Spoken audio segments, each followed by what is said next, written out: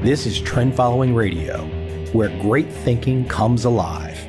Nobel Prize winners, legendary traders, best-selling authors, and the pros that know what drive us irrational human beings.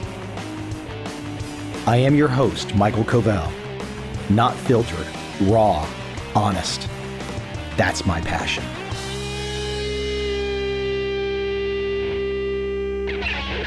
If 2020 has taught us anything, being an entrepreneur, someone that figures out a way to kill it and eat it by themselves without having to worry about a goddamn politician, is the survivor, is the person that makes it. Because if you're sitting out there right now and you're worried about whether or not, and I'm talking to Americans in particular, if you're worried about whether or not you get $600 or $2,000 from Uncle Sam, if that's what's on your mind, if that's what's driving you, man, you've already made the wrong life choices. They are not your savior. These are power-hungry, mad people that only care about being elected. Because you see, what you don't understand about politicians, they like to sit in that chair. They get a rise from sitting in that chair. They get a feeling, an orgasmic feeling to rule over you. The power that they have over other people, and often irrational power, makes them feel good. This makes them alive. They're sick MFs. Sick people want to lord over other people. Mentally deficient. Not the best that we have. Absolute terrible people. Do I sound strong today? Well, damn it, I should sound strong. Because we all need to sound like this. We need to look at each other and remind each other the way that we create value, the way that we best earn our money is in the service of creating good products and services for each other. It has nothing to do with begging the United States government for a few more handouts. Again, if you've gone down that path, I feel for you. I feel sad for you. It sucks. But damn it, the only thing you can do is reach down, pull those bootstraps up and say, enough. I'm getting outside that system. I want no part of it. I'm going to kill my dinner tonight. I'm not going to wait for some effing loser to give me permission. Because if you're waiting for some effing loser to give you permission, that is absolutely no way to start the year 2021. Because I tell you, it sure feels like 2021 is going to be a repeat of 2020. Now, it's never an identical repeat, but you can see these power-hungry, mad politicians lining up to control more and more of your life. You got to figure out a way to escape. Now, I don't have the exact way to escape, but I got some ideas. And if you want those ideas, these are not just trading ideas. These are entrepreneurial, foundational ideas. Drop me an email. I'll share them with you. Michael@covel.com. I'll send you that email.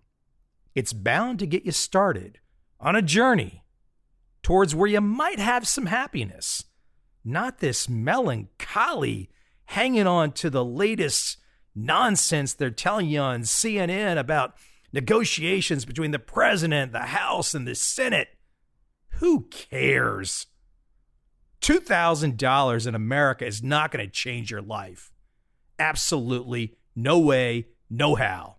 And if it will change your life, you've already gone down the wrong path. Yeah, I'm being a little redundant to say that, but I'm driving home the point. Let go of it.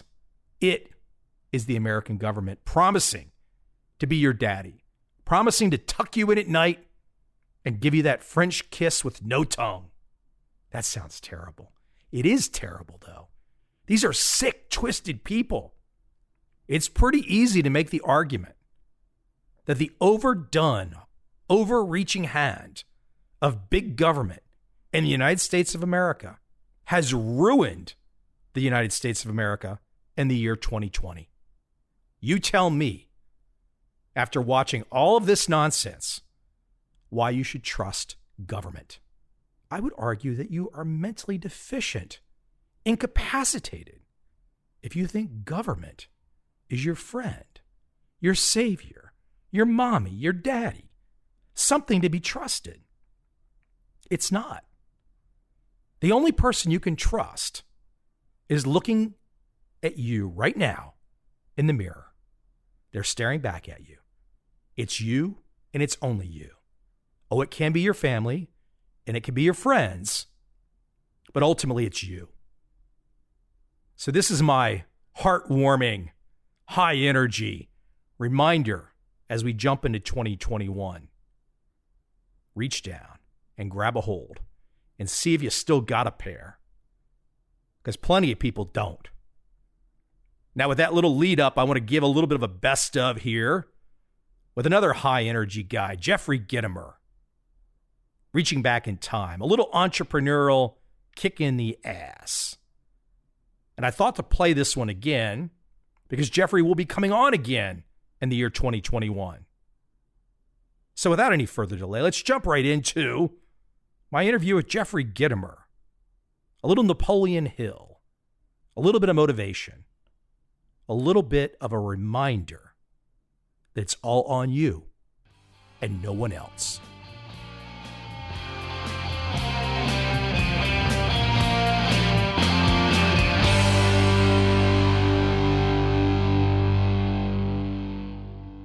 My guest today really doesn't need an introduction for those people that have happened to walk into a bookstore in the last 10 years. Jeffrey Gitomer, author of The Little Red Book of Selling, among many books. But his Little Red Book of Selling has sold 5 million copies plus, translated into 14 languages. Now look, I've sold a couple 100,000 books. That's really good stuff. Most authors never touch that. 5 million copies that Jeff has sold on one book? You got to be kidding me. That's like all-time stuff. That's just awesome. I'm not going to give it away either too much here in the intro, but his Little Red Book of Selling really inspired me several years back. The risks that he was clearly taking as an author outside of the envelope of typical publishing. Jeff was taking a chance to do something different, and he got rewarded for it. And damn it, if we can't learn from someone like that, we might as well retire and head on down to 6 feet under and just give up. But we are lucky, I am lucky, that I get to have these conversations with great minds. And this conversation with Jeff Gitomer is one of my favorite all-time conversations. It's easily in my top 10. Now, maybe I'm biased because I thought his book was so cool, but I don't think so. I think you're going to feel just like I feel right now, that Jeff brings a certain perspective, a certain view, a certain honesty that only comes with experience and success. Very humble, but very interesting. I hope you enjoy this conversation with Jeffrey Gitomer, because you know what? I sure did.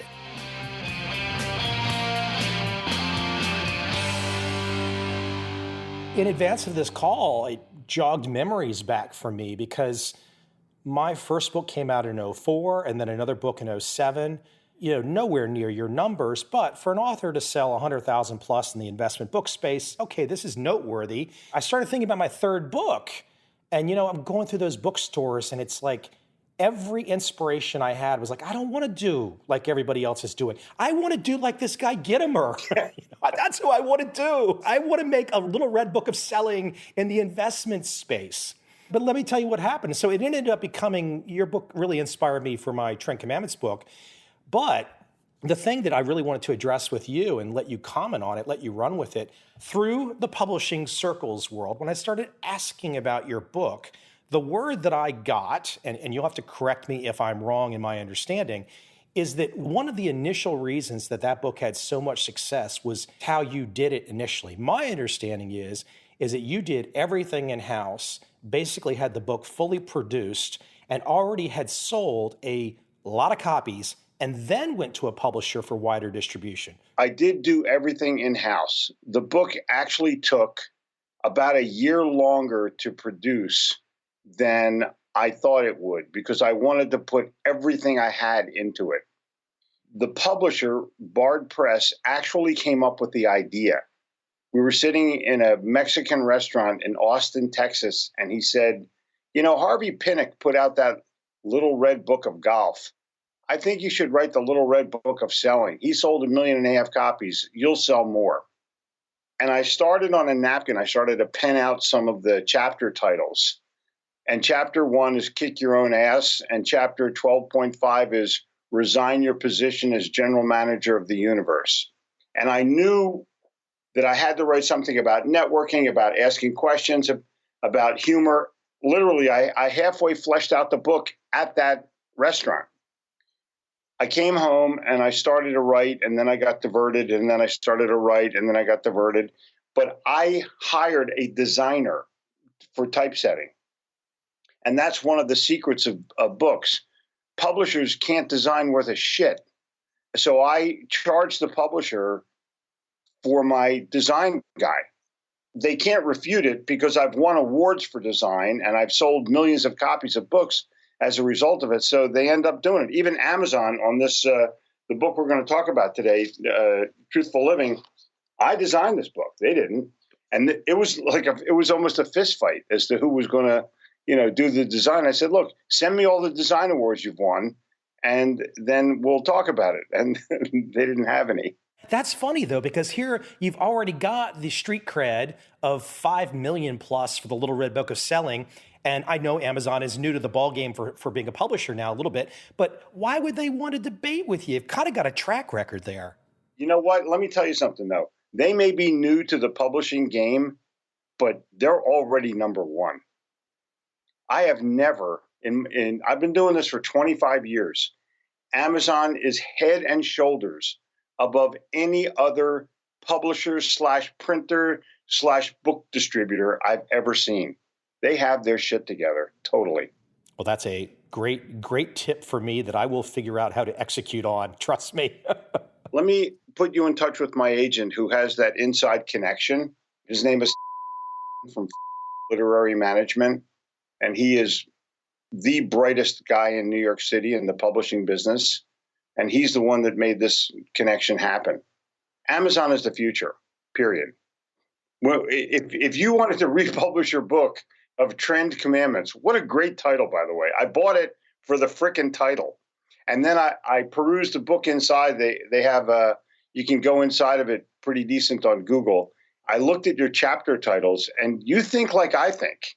So I was excited. Listen, I'm not joking. That was literally, my publisher at the time was Pearson, Financial Times, Prentice Hall, all those names. And I was working with a guy named Jim Boyd, and I was literally having the conversation. I want to do something, I kept saying your last name, like Gittimer's done. That's what I want. And of course, I didn't know your full process, so I was only able to get some aspects of the full creativity that you get, your full design, Well, I can tell you this. The Little Red Book of Selling is now the best-selling sales book of all time. We were on the Wall Street Journal bestseller list for 103 straight weeks. Nobody will crack that one in the sales field, even in the personal development field. It was an unbelievable process, but we invested in placement. We invested in airports. We invested in Barnes & Noble. But in those days, if your book made the list, all of the bookstores would put it face out in a special place. So it was always in the front of the store. If you're number 12 on the Wall Street Journal bestseller list or number 7 on the Wall Street Journal bestseller list, every freaking week, people pick the book up. And it's Michael, it still sells. That does not surprise me at all. And look, before we jump into your newest book here, The First Writings of Napoleon Hill, Truthful Living, I made a note to myself about the Little Red Book. I kind of jotted it down here in a highlighter. And I said to myself, who throws it away? Nobody throws that book away ever. Nobody. Here's what happens. People lend it to somebody else and they never give it back. I get at least a dozen orders a week of somebody that says, I gave this to somebody, they never returned it, I need another copy. I mean, look, you've been at this game for a long time. You've got a lot of experience, but you must have had in your process, your thinking, that as you were putting that together, you knew that you wanted to create not only would the textual content, the words, images, etc., resonate, and you would deliver the goods that way, but you knew you wanted to have almost a piece of art that people, all the way from the little ribbon that hangs through the page reminder. I mean, you knew you wanted all of these details, and you knew how critical that was going to be. I'll share a secret with you. 10 years before the Little Red Book was an idea, my friend and photographer Mitchell Carney here in Charlotte gave me a book for Christmas called Paris Out of Hand, printed by Chronicle, I believe. And it looked exactly like the Little Red Book. And I said, one day I'm going to have a book like this. It had an upside down graphic of the Eiffel Tower. I mean, it was just the coolest little book on the planet. When Ray Bard said the Little Red Book, the first thing I thought of is, I know exactly what this book's going to look like. And I called Chronicle, and they wouldn't give me the resource for the printing. I mean, like, seriously. 5 minutes later, I found out where it was printed, and I called the lady back, gave her a slight expletive tirade about how sources are no longer secret.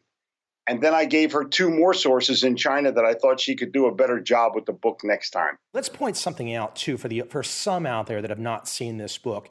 The details go to the color, multicolor. I've not held the book in my hands for multiple years, so this is all on memory.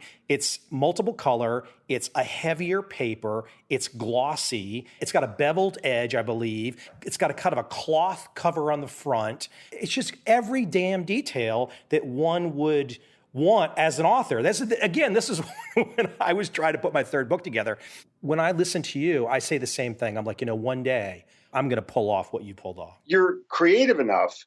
You've already created the concept, the titles. You know what you're doing. I think what you need is a publisher and distribution. Even though it's a conversation between me and you right now, your Amazon tip is probably going to be a tip that a lot of people are going to be like, Mr. Amazon, please talk to me now too. Well, I'll give you my person, but I think it's only fair that you go through my agent because he's the one that set everything up. I can also tell you that Amazon has graciously provided me with an outside PR firm, and they're going fucking gangbusters. If you have the right book, they will back it. If you go to a standard publisher today, they have their own, quote, marketing person who's usually a journalist graduate from a recent graduate from high school who's almost like an intern, and they will do 4 or 5 things for you, and that's it. This PR firm has already done 30, including this interview with you, has already done 30 things for me, and we haven't even started because Amazon has hired them for 6 weeks after the launch. So that's October 30th literally through the end of the year.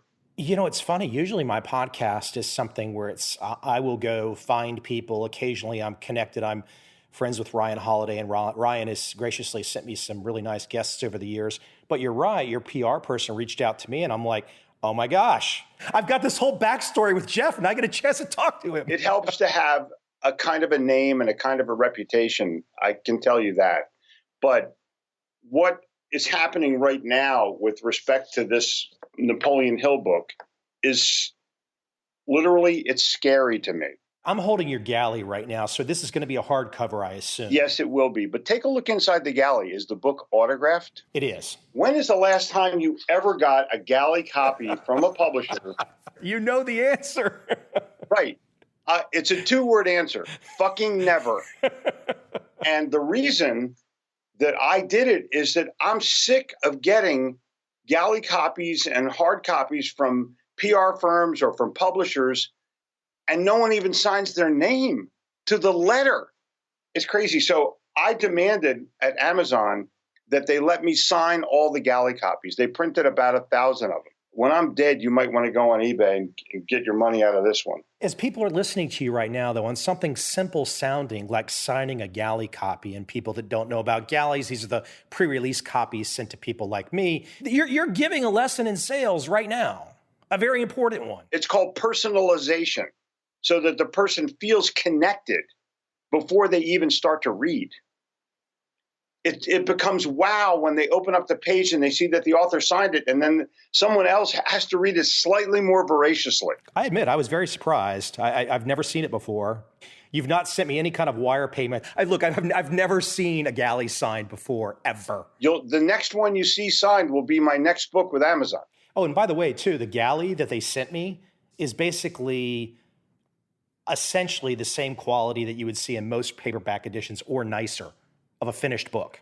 Right. I refused to let them do it crappy.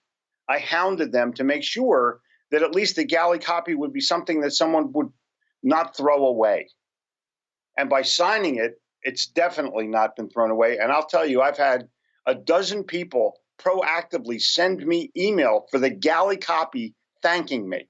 Well, I got to tell you something really funny too. My girlfriend saw it, and she started looking through a bunch of books that I had, and she said, "Well, can I have this one?" And I said, "Okay, you can have it." That was before I read it, and then when I started reading it, I saw the signature inside. I'm thinking to myself, "Oh man, I really don't want to give it to her now." Exactly. We should shift into there because I could keep picking your mind about everything. And this is a really cool book. And the content is timeless, as you know. Let's set the stage here. I don't know if you saw the movie, but recently a movie came out called The Founder about Ray Kroc.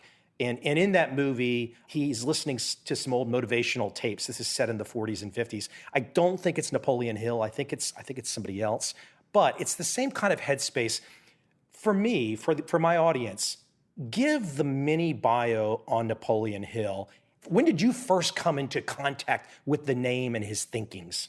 In 1972, if anyone alive can remember back that far, my twin daughters were just born. I was in a marriage that was not going to last. I was pretty much broke, and I had no direction. I joined a troupe of guys who were in, at that time, multi-level marketing. And the leader of that troupe was Glenn Turner in a company called Dare to Be Great. 5 guys, me and 4 other guys, met every morning in a sales meeting for 4 hours, from 8 until noon, every day for 1 year. In that meeting, we watched a movie called Challenge to America by Glenn Turner. We listened to The Strangest Secret by Earl Nightingale, and we did a book report on one chapter of Think and Grow Rich every day. Now, there's only 15 chapters in the book, so we would go through the book every month.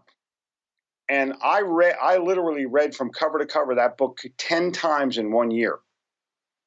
And after about the 3rd reading, I got a positive attitude. I can't explain what happened, but I can tell you exactly where I was at the time that I realized, oh, I got it. And I was in New Jersey.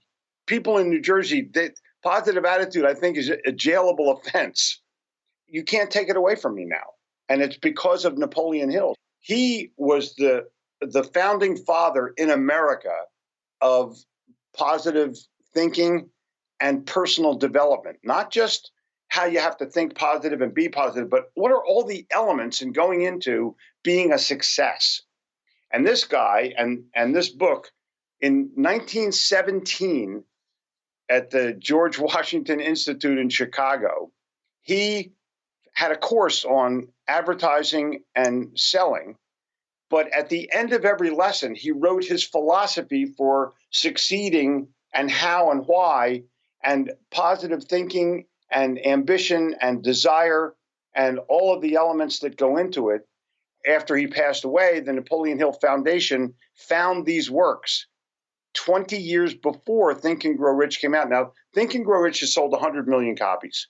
It's the benchmark book of, the magnum opus of Napoleon Hill.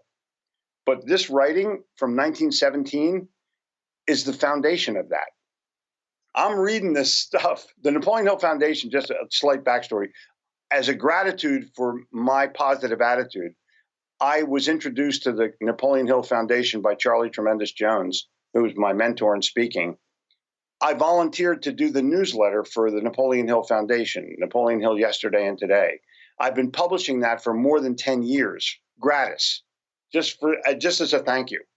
every Friday. It goes out to about 50 or 60,000 people. They came to me and said, hey, we found this stuff. Do you want to write or annotate, Hill's original writings? I'm like, hell yes, I do. That took 2 years.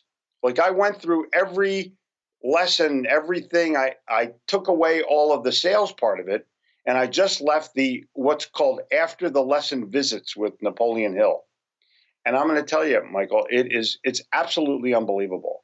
My girlfriend was the editor, and as she's editing, she's texting me going, have you seen this one? Have you seen this quote? And she's like texting me quotes from the book. It's very inspirational. Let me read one really quick. I'm going to try and read it quickly, but it's a great one. It says, you may be wealthy for all I know. That isn't success. You may have a splendid education for all I know, but that isn't success either. You may have wealthy parents, but neither is that success. For you must remember that wealth, as measured in dollars and cents, is an evasive thing, which sometimes takes wings and flies away. The only real, permanent, and worthwhile success is represented by the character you are building. And you know what? When you read that, you can't help but feel energized. Exactly. There are 100 of those quotes in this book, plus all the information. As you peruse the book, you see the little maroon full-page quotes. We had to limit them. I had to literally go through and select those quotes that I thought would be most appropriate. I also have to tell you that I just finished recording the book. And because I didn't write it, and because it was written 100 years ago where lexicon was different, it literally took me 15 hours to record a book that would have normally taken me 5. I had never practiced what I just read right there, and I agree with you. The lexicon is different. And as you read it, you have to kind of quickly do the mental gymnastics to get around it. Let me throw something just from the very beginning of the book, as long as you're reading a quote. He says, believe in what you are doing and in those who are helping you do it, and you are bound to win. In that quote, he's saying, hey, gather a bunch of people around that support you, believe in yourself, and now you have a team of people instead of just one person going for it. This guy's freaking brilliant. And this is before the cars had paved roads. There was no airplanes. There was no anything. No TV, no computer, no nothing. You had a checking account. If you wanted to go someplace, you took a train. And he's sitting there espousing what's going to happen 100 years from now, literally. And he was right. He predicted Amazon and Walmart. What's so nice about his work is in a world right now where people are, kind of got attention deficit disorder. They're jumping around to this headline and that headline.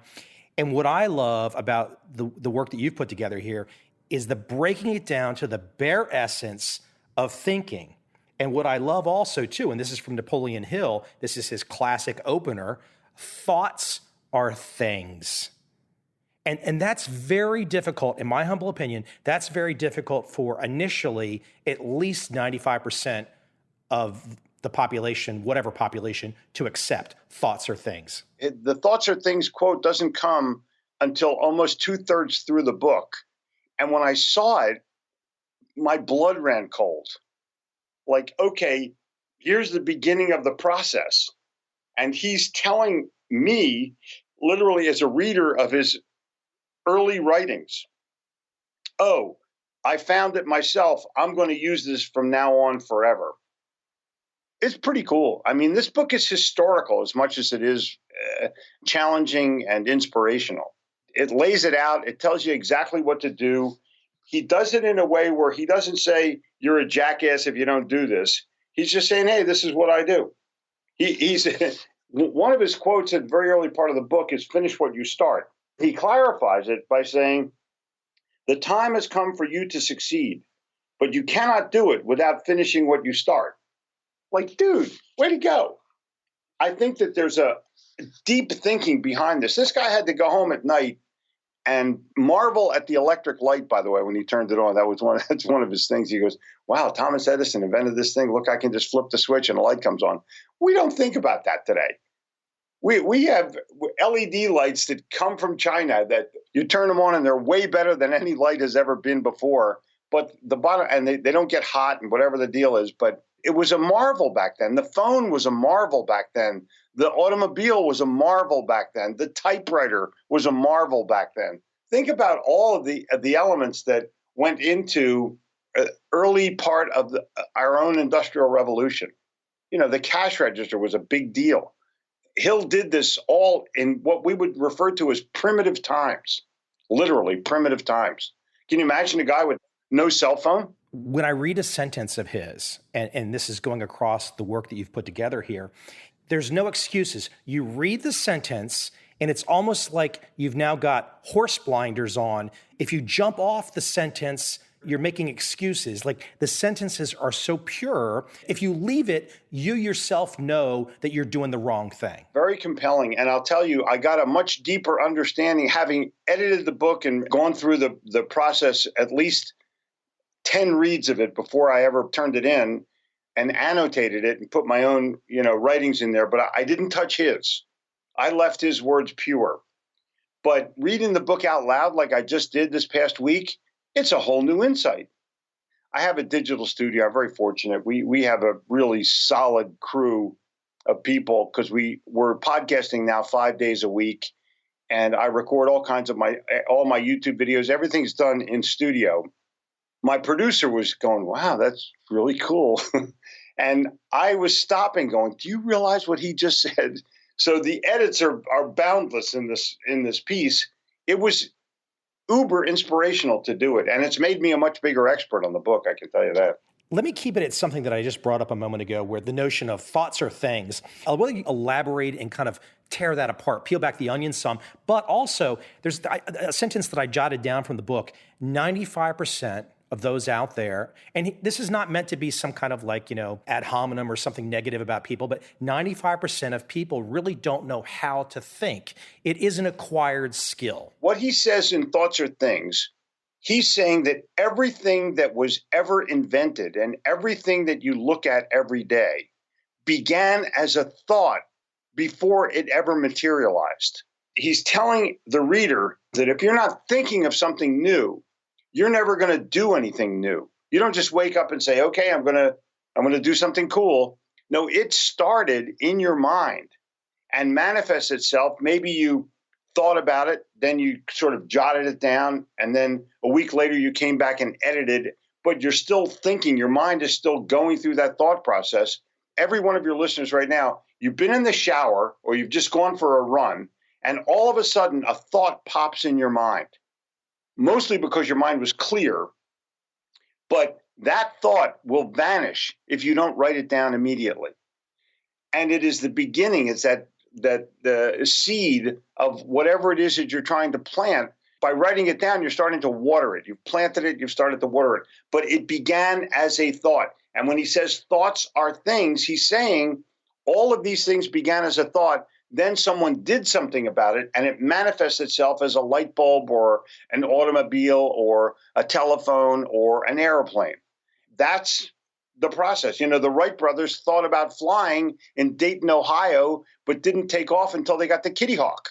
That's what he's saying there. And it's so freaking deep and so freaking brilliant that you pass it by. It's 3 words, and you're right, it's so deep, but it's 3 words. What he says all along in the book is everything that you touch or do or feel or wear started as a thought.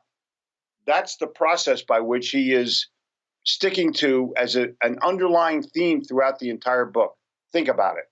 Think about it. Those 3 critical words, what they do in my mind is they transmit to the individual, you have power. It's now on you. Your thoughts are things. You, as the individual, have immense power, but you probably just don't yet know it. That is totally correct. And most people overlook their own power because they're too busy watching television like a fool. But let me throw something at you. He talks about these elements, these 5 basic elements of enthusiasm, self-confidence, concentration, and imagination and desire. And what he's saying, all of that is thought. All of it is thought. Think about imagination, desire, enthusiasm, self-confidence, and concentration. They're all thought. He's telling you, dude, get into your own head. You're going to start to succeed.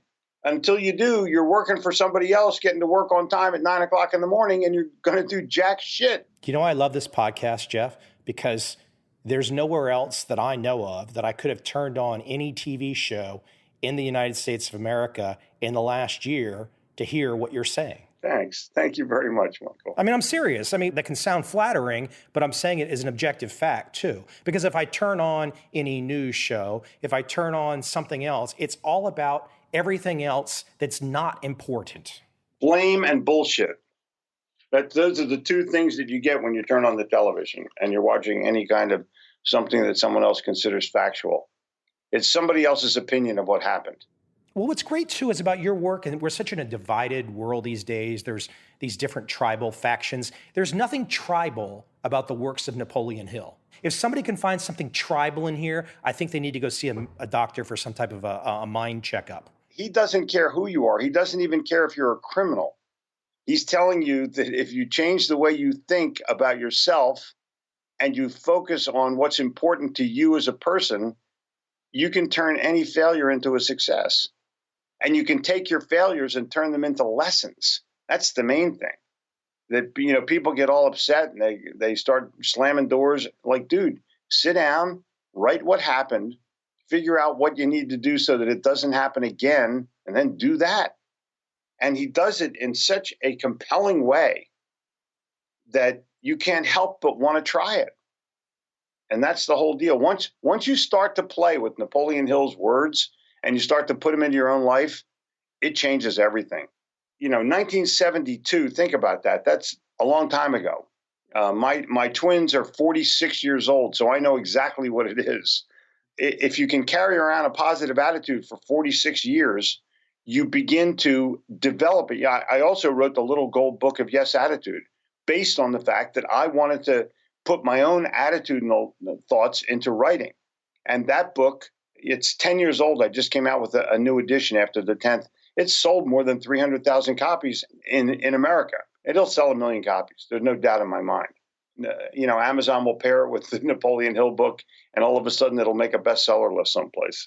Totally crazy what Amazon can do. Let me go back in time a little bit here, because as people hear some of the sales numbers, they're probably thinking, well, my gosh, you know, Jeff must have the literary pedigree. He came from the finest schools, the best grades, and all that kind of stuff, right? That's exactly true, right? I'm a product of my parents who were intelligent. So I was born with the gift of intelligence, and then I had to decide what I was going to do with it. Well, I sort of pissed it away at school. I went to Temple University in Philadelphia, Pennsylvania. I could have dropped out of any school, but I chose to drop out of Temple. And I traveled in Europe for 1 year at the age of 20. When I landed on the plane, I realized that I knew everything. You know, I'm just going to go around and I'll be Mr. King Shit. When I actually got out of the plane and walked around some of the cities, I didn't know anything. I mean, I had no concept of history. I had no concept of what happened on the continent in the Second World War. Went to a concentration camp museum at Dachau, read the diary of Anne Frank on her doorstep, studied everybody that I possibly could from Vienna to Stockholm, and I got an idea of what I had to do. I had to learn something new every day. And you can't learn something unless you admit that you don't know it. Did you go solo to Europe? Yeah, I went by myself. How important was the by yourself part of it? It was all important. You don't go with when you're going to make a trip like that, that's your life's journey. From that trip, I got wanderlust. I was staying at a hotel in Paris, and the lady was a lovely, nice Jewish lady who took a liking to me and said, look, you can keep your bags here and take a train any place and then come back here and your bags will still be here. I'm like, cool. And so I used Paris as a sort of a jumping off point to travel around the continent. And I went everywhere. I mean, literally, I went to every major city on the continent, ended up falling in love with a girl in Berlin, ended up skiing in Switzerland for a while. I mean, it was all kinds of things happened. I got hit by a car in Copenhagen, and the guy that hit me took me to the hospital. all kinds of stuff happen. And by the way, they don't call it Danish pastry in Copenhagen because you're already in Denmark. They just call it pastry. The challenge that you have when you're on a trip like that is you wake up every morning and it's a new adventure. I'd never been to any of these places before. So every time I got to turn a brand new corner, and you meet somebody on the train. I took a German course in Berlin to learn how to speak German. One of the kids in my class, and this is 50 years ago, follows me on Instagram. Now think about that. It's mind-boggling. Let me share something with you really quick. I don't recall his name off the top of my head. The founder of Fiji Water came from a wealthy family. His father told him, same kind of age, early 20s, he said, look, I'm gonna give you a choice. I'll give you some money to start a business, or I'll give you money to travel the world. However, if you choose the money to travel the world, and I find out that you travel with anyone, the deal's off and you get nothing. Oh yeah, that's great.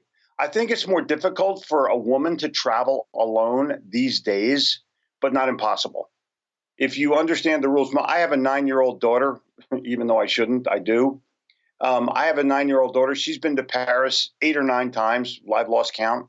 She will know how to travel by herself safely because I'm letting her now take little walks and, go places that she wouldn't dare. I have all of my granddaughters are older than my youngest daughter. So this summer we took my 16-year-old granddaughter and they went out together for walks. They did it. When you're 9 and you can be semi alone in Paris without a parent, you're going to be okay. Knowing how to take the elevator, or knowing how to take the escalator, or knowing where you live and knowing the code for the front door, or how to use your metro ticket. That's the deal. One of the ones that I want to let you elaborate on, I feel very attached to this. I run my life this way in many ways. Of course, look, I'm a capitalist. I like to make money. I like to have some success. I've got a little bit of ambition, all that kind of fun stuff. But the principle of service is ultimately the foundation of where I have found any success, because ultimately there's been so many people ahead of me that have given back to me, and I've kind of given back to them. And so I've just found that this notion, and Napoleon Hill probably outlines it better than my own thoughts, of course, but the principle of service, so key, isn't it? It's totally key. There's a 5,000-year-old ancient Chinese proverb that says, to serve is to rule. And you bring it into the 21st century and you see all the companies that serve the best end up winning. You can say anything you want about Amazon, but their service rules. You can say anything you want about Nordstrom or Southwest Airlines, their service rules. They live by their service philosophy. I have taken that. I've taken it in a slightly different direction, Michael. Part of my philosophy is I give value first, which basically is a service principle. I'm looking to do something for the other person, and something in a way that becomes memorable and they are either grateful for it or whether they acknowledge it or not. I didn't do it for them. I did it for me. I perform one random act of kindness every day, no matter what. And I do that. The other person feels good, but I feel way better. People don't realize that service comes from your heart, not from your head. You don't have not like an obligation to do it, although we have a kind of a disdain for it in this country. But when you serve, it comes from your heart, and that's the principle. What Hill is saying is you feel great when you serve other people, and literally it leads you to success, because even though that person may not pay you back, the world will pay you back because you are servant. That's the principle that you have to live by. It does. It just makes you feel good, doesn't it? Oh, hell yeah. Hell yeah. Even if it's just holding a door for an older person, or helping somebody up if they've fallen down, just something that makes you feel okay. It's amazing what it does. And I'm on a mission to do one a day, no matter what. Sometimes it's leaving a bigger tip. Sometimes it's opening up a car door, whatever it is. It makes you feel good. I don't recall ever, because I got the Little Red Book of Selling. That was the first book of yours that I've ever seen. I don't recall ever going, once I had the book, I didn't need a review. I made my own judgment and didn't really care what anyone said. I'm curious, though, for a guy like yourself who's so prolific, multiple books, millions of sales, and I'm sure if I went to Amazon, I guess I could find criticism there. I've never read it, so I don't know what people say. But I'm curious your general view on criticism as a whole. What do you even think of when you think of the word criticism? Is it even something that you even ponder at all? Or I'll throw this at you. When the Eiffel Tower was built in the early 1900s, 300 prominent French people, the leaders of the country, wanted it torn down the day after the exposition was over because they called it the ugliest building on the planet, the ugliest edifice on the planet. They didn't tear it down. People were still angry about it. Guy de Maupassant, who was one of the biggest critics, ate lunch at the Eiffel Tower every day for the rest of his life because it was the only place that he could be in Paris and not see the Eiffel Tower. But in 1600, some Finland guy said, no statue was ever erected to a critic. But the people that they've criticized, many statues have gone up. And if you go to the Eiffel Tower, you'll see a statue of Gustav Eiffel that's absolutely gorgeous, but you will not see a statue of any of his critics. Think about it that way. Same with the guy that built the Brooklyn Bridge. Same, if you look at anybody, they'll criticize Elon Musk or they'll criticize Jeff Bezos or Steve Jobs. Dude, those are the founding fathers of their respective business. They're going to march forward. They don't give a shit what anybody says about them. They get to wake up, and if somebody criticizes me, this is my philosophy about it. I get to wake up in the morning and be me. They have to wake up in the morning and be them. And I'm happy with who I am. I'm looking at one of my notes here as you're talking, and I'm feeling it.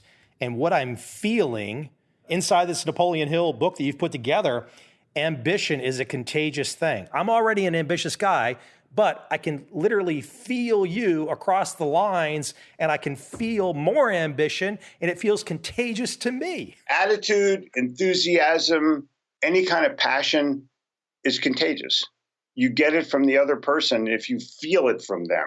We will be inspired all day long based on this interview, maybe all week long. I won't be able to sleep early, that's for sure. Hey, listen, you've got about a little over 20 years on me around, but I'm curious, for people that are listening right now, you've got more energy in your voice than most lethargic folks that I meet in their 20s. And there's plenty of folks in their 20s in Silicon Valley that are tearing it up. So I don't want to generalize there. But what have you done differently? What have you learned about the aging process and attitude that's different? Why are you not slowing down at all? There's a real easy sentence that I can give you. I love what I do. And if you love what you do, if you're passionate about what you do, then every day is a great day. I don't have 2 days alike. I don't have 2 speeches alike. I don't have 2 books alike. The challenge that I have for myself is I don't have enough time in the day. I think sleeping is the biggest waste of time of my life. So I try to do it. And people say, well, you got to have 8 hours. I got to have 6 hours. I don't even want those if I can help it. But the challenge that I have is I have a passion for what I do, and I have an idea for what is next. What is next is the most important thing in life. Because if you live in the past or you dwell in the past, you're never going to get to the present or the future. You can learn from the past, but you can't live there. So I live in the moment, but I'm ready for tomorrow. And I'm ready in a way that my ideas are there, and my philosophy is there, and my strategies are there, and my connections are there. Just look at the friendship we built in an hour. You meet people, and I'm sure you could say the same thing back to me, older people than you that you met along your career, and we all become older at some point in time. I mean, my gosh, I don't know how I got to be my age. It just happened like that. But, I just want to be inspired. Every person in my life, I just want to be inspired. And look, I'm old enough now to where I enjoy, if I can give inspiration to somebody who is hungry for it too, I will. Look, there's a friend of mine, and she's Vietnamese, and she has found a way to get herself down to grad school in Australia. And I was texting with her, listening to some of her story, and I actually sent her a few screenshots from this book. And she was just so excited to get the positive feedback. It was just, and so I love that kind of stuff, just like you do. I will tell you that more than 20 years ago, I was at a networking event in Charlotte. I'm a huge wrestling fan, professional wrestling, the guys that sort of fake it. Don't tell me you know Ric Flair. I do know Ric Flair. I hate you. But somebody came up to me and said, "Hey, I know you're a wrestling fan. Nikita Koloff, the Russian Nightmare, is here. Would you like to meet him?" And I go, "Sure." And Nikita was a bad guy. He comes up and he's this, big hunk of a guy. Jeffrey Gittimer, and he shakes my hand. He goes, "Oh, it's nice to meet you." And I looked at him. I said, "I've hated your fucking guts for 10 years. He goes, "Well, I guess I was doing my job." We actually became friends. So friendly that he's now my house guest at least once a month for about a week because he lives out west and he travels back east. He stays with us. He's like my brother. I'm honored to have him as a friend because now he's a minister. He saved all his money. He's, financially independent, and he goes around and preaches and helps other people. One of the key principles of our life together as friends is our passage from the Bible that we both discovered from one another. I asked him one day, I said, "What's your favorite passage?" And he goes, "Well, it's from Matthew. It's O ye of little faith."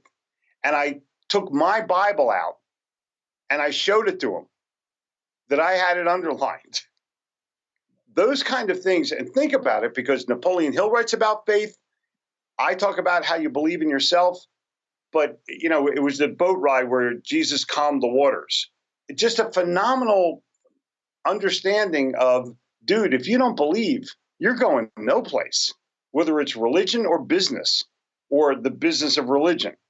But the bottom line is I developed a friendship with somebody because we felt we had a common bond. And then all of a sudden, literally 20 years later, we figured it out.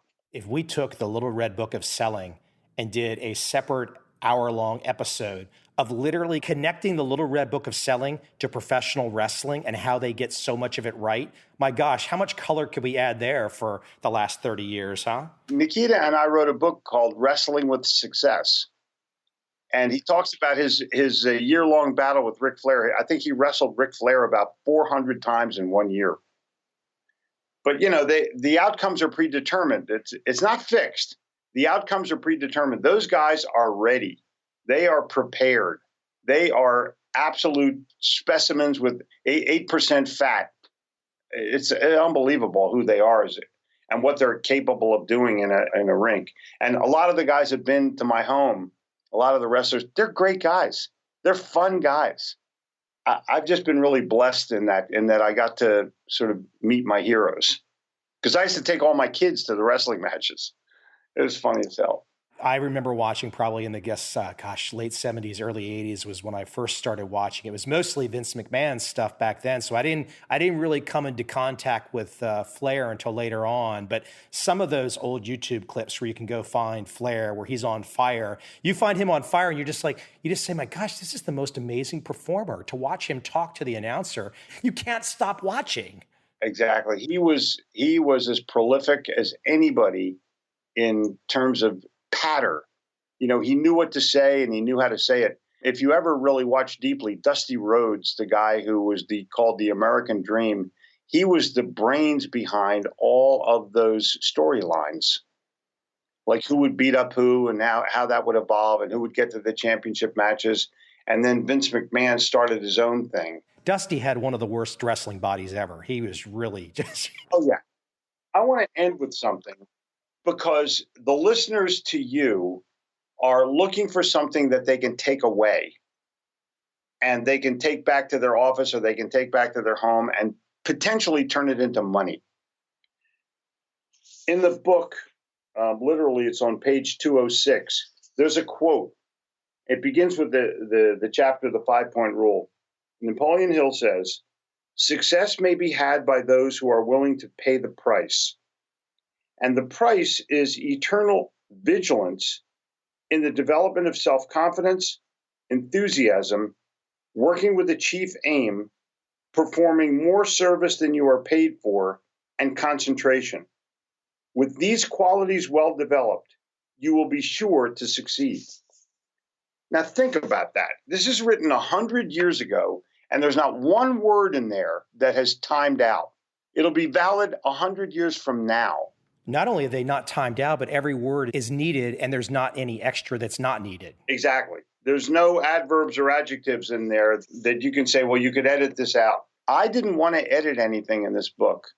I wanted people to see Napoleon Hill's real words. I took away some of parts of the lessons, but I did not edit one word of his in personal development or in positive attitude or even in selling. There was no reason for me to do it. I'm not, who the hell am I to take away somebody's word? Either fortunately or unfortunately, it was written in the male because in 1917, women were housewives or, they weren't in the working world the same way they are right now. So you have to interpret some of the things as men or women. But the bottom line is, this stuff is unbelievable. I would implore anybody just to go out and read the book twice. You can't read it once. Read the book twice, and it's life-changing. I want to give a reason why I think people should check it out. Something that I love to do with Google is a lot of the out-of-print books, and I've gone back 100, 200, 300 years to look for investment books, right? And you've got in the rear of this, in the appendix, it says books you ought to read. These are Hill's original recommended readings from 1919. I'm not going to name them, but I haven't done this yet, but I have a sneaky suspicion that I can go on to Google's ancient books and probably find these. That alone, to go down the dusty trail of figuring out Hill's influences, is a really cool exercise. Yeah, many of the books are available, many are not. I have them all, and I'm going to be taking my library and letting people subscribe to my library. I'm going to scan everything and put it into a Kindle type of documentation. And for $10 a month, you can come into my library and peruse anything you want. You can't download it. You'll be able to read it, but you'll be able to make notes in it, and you'll be able to talk to other people about it. But all of these books will at some point be in my library that people can go in and become a member. The book, The First Writings of Napoleon Hill, Truthful Living. What a great title, right? I should ask you before I let you go. I got to keep you for an extra minute.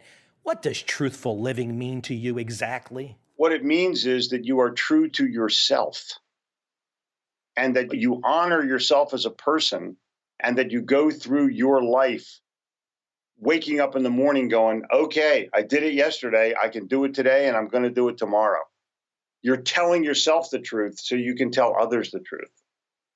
It's how to live your life. It's not just how to make a sale or, it's how to be a better dad. It's how to be a better person. I have always stated that you can't be a great dad for other people until you're a great person for yourself. Then you have the opportunity to be a great dad. But life is not a sacrifice. Life is continual learning, and then you help, not sacrifice, or you serve, not sacrifice. That's the essence behind the title. Jeffrey, I hope I can convince you to come on and chat with me as future books arrive in the next 30 to 40 years of your existence. I thoroughly enjoyed chatting with you. You bring the power, you bring the energy, you wake me up. I'm going to go run around the block now or something. Cool. What the hell time is it where you are? It's only 8 o'clock. It's not bad. Oh, it's not too bad. No, it's not too bad. Where can we send people? Where's the best website? I know where it is, but where's the best place we can send people? Amazon for my book, For Truthful Living. Go to Gitomer.com, Gitomer.com for anything else.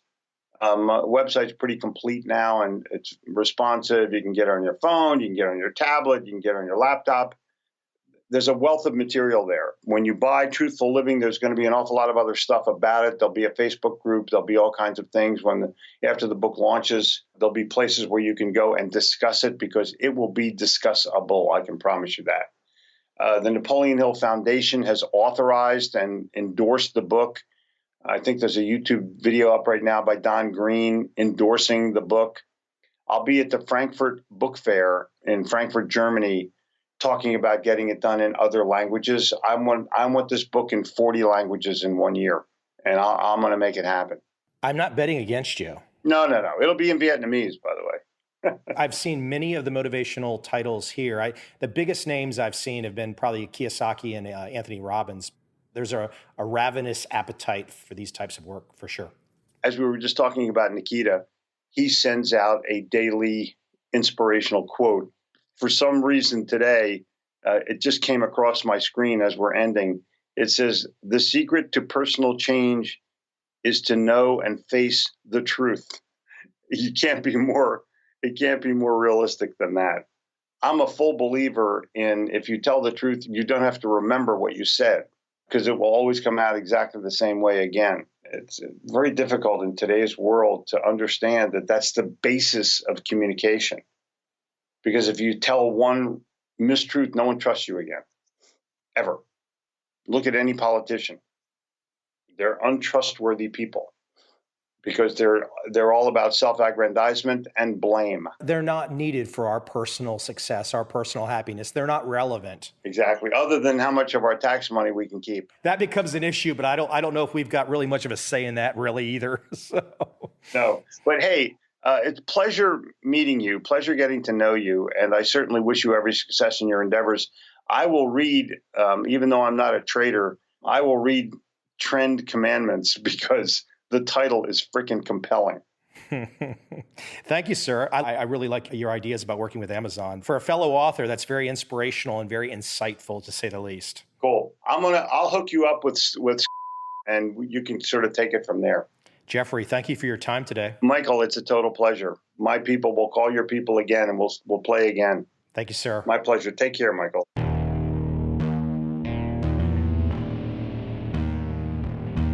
I see a time when those awake will understand how to make money in up, down, and surprise markets. Whether new trader or experienced, college student or financial advisor, protecting against a crash or just trying to make a lot of money, trend following offers everyone an answer in uncertain times. To get started immediately, send me an email, michael@covel.com. I will send you the right trend following steps to take along with my free video. But if you want to buy and hold, trust the government and trust Wall Street, this is absolutely not for you.